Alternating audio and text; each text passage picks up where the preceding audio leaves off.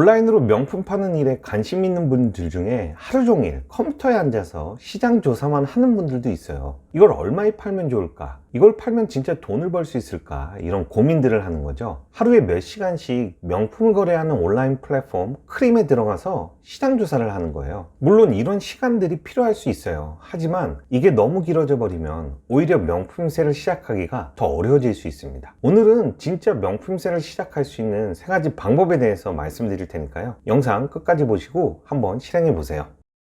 안녕하세요. 온라인에서 명품 파는 메타퍼입니다. 명품세에 관심 있는 많은 예비 셀러분들이 저한테 연락을 줘요. 그분들은 대부분 플랫폼 크림을 보면서 시장 조사를 진행하더라고요. 크림에서 잘 팔리는 제품들을 한번 팔아보고 싶은 분들도 많다는 거죠. 아니면 크림에서 파는 가격보다 더 싸게 가져올 수 있는지를 물어보는 거예요. 이런 분들은 보통 하루에 몇 시간씩 컴퓨터 앞에 앉아서 크림만 보고 있더라고요. 그래서 궁금한 것들이 생기고요. 그걸 해결하기 위해서 저한테 연락을 하는 겁니다. 사실 이것도 괜찮아요. 명품 사업을 준비하는 거잖아요. 하지만 이게 너무 길어져 버리면 스스로 지칠 수 있다는 거죠. 그래서 반드시 이 3가지와 함께 명품 사업을 시작하는 게 중요합니다. 첫 번째는 일단 밖으로 나가라입니다. 명품셀러는 엉덩이가 무거워서는 안 돼요. 일단 밖으로 나가는 게 가장 중요합니다. 집에서 가까운 명품 매장에 가는 것도 좋고요. 백화점이 될 수도 있고 팝업 스토어나 편집샵이 될 수 있습니다. 우리가 잘 아는 명품이나 브랜드 제품을 판매하는 오프라인 장소에 가보라는 거예요. 내가 늘 크림에서 보던 다양한 명품들을 직접 보고 만지고 느껴보라는 거죠. 모니터나 핸드폰 화면 안에서만 보던 수많은 명품들을 내 눈앞에서 직접 만나볼 수 있습니다. 아니, 바로 팔 것도 아닌데 귀찮게 매장까지 가야 돼? 라고 생각할 수 있어요. 사실 저도 그랬고요.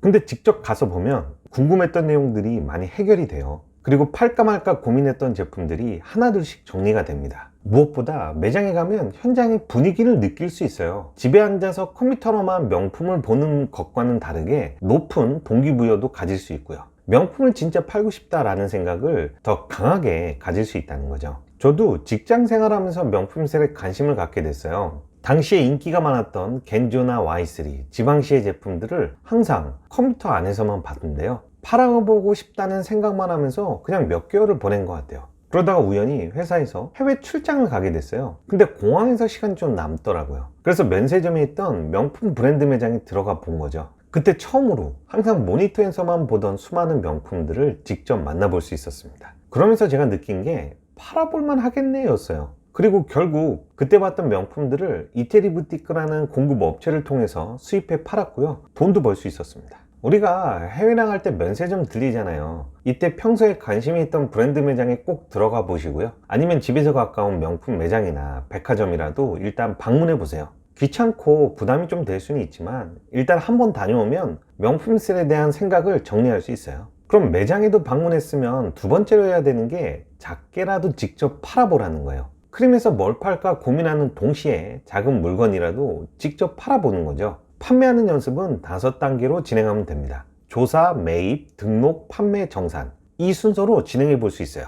일단 첫 번째 단계는 조사예요. 뭘 팔지 한번 찾아보는 거죠. 일단 비싼 제품보다는 10만원대의 나이키 신발을 추천드립니다. 집 근처의 나이키 매장에 가서 어떤 신발을 팔지 고민하게 되는 거죠. 이게 바로 조사하는 단계예요. 무슨 제품을 얼마에 팔면 어느 정도의 돈을 남길 수 있는지 조사를 하는 거고요. 그리고 괜찮으면 그 제품을 매입하게 됩니다. 조사와 매입이 끝났으면 다음은 등록이고요. 크림에 가입해서 내가 구매한 제품을 등록하면 돼요. 즉 나이키 신발을 한번 크림에서 판매해 보는 거죠. 내가 팔 제품을 크림에 검색하고요. 판매할 가격을 설정하면 됩니다. 그리고 내가 파는 가격에 구매하고 싶은 사람이 나타나면 자동으로 매치가 돼요. 판매가 진행된다는 거죠. 물론 이때 돈을 남기고 팔면 가장 좋겠지만 그렇지 못할 수도 있어요. 나이키 신발 같은 경우는 가격 경쟁이 좀 심하니까요. 살짝 손해를 보거나 원가에 팔아도 상관없으니까요. 일단 연습이라고 생각하시고 판매까지 한번 꼭 진행해 보세요. 그리고 판매된 제품은 국내 택배로 크림으로 발송하면 됩니다. 제품에 문제가 없으면 며칠 뒤에 내 계좌로 정산을 받게 되고요.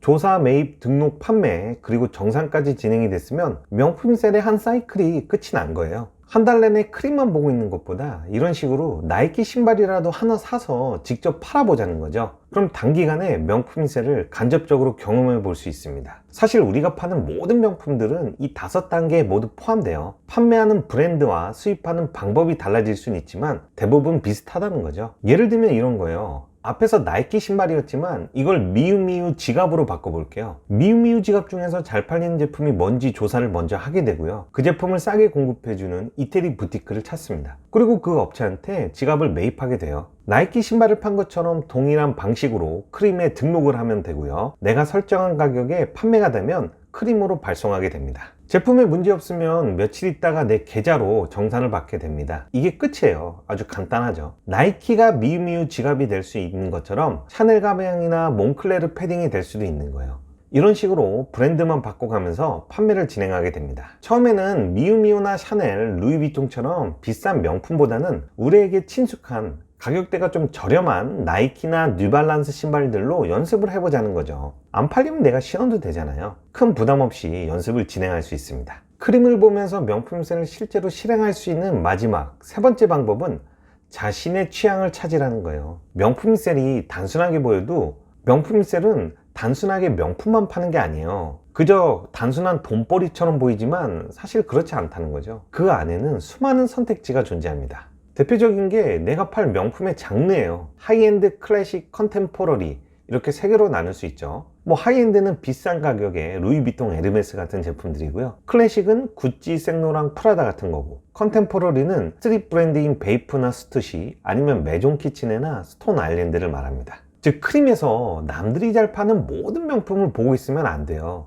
내 취향에 맞는 명품 장르를 찾아서요, 그 브랜드 위주로 더 깊이 있게 정리해 가면서 보는 게 좋아요. 예를 들면 스투시나 슈프림 같은 스트릿 브랜드가 취향인 분들이 있죠. 이상하게 그쪽으로 끌리는 거예요. 이런 분들은 클래식이나 하이엔드보다 컨템포러리 브랜드를 보고 있어야 된다는 거예요. 반면에 생로랑이나 프라다 같은 클래식 명품에 관심이 있으면 크림에서 컨템포러리를 보고 있으면 안 되겠죠. 이처럼 나의 취향이 뭔지, 나한테 맞는 게 뭔지 이런 걸 먼저 잘 생각해 보고 그 브랜드의 장르 위주로 크림에서 찾아봐야 된다는 거예요. 우리가 돈이 많으면 다 팔 수 있어요. 하지만 자금이 한정되어 있기 때문에 내 취향에 맞는 브랜드만 봐도 충분하다는 거죠. 그리고 브랜드마다 수입하는 방법도 다 다르잖아요. 앞에서 소개한 매입하는 단계에서 진행해야 되는 업무가 다르다는 거예요.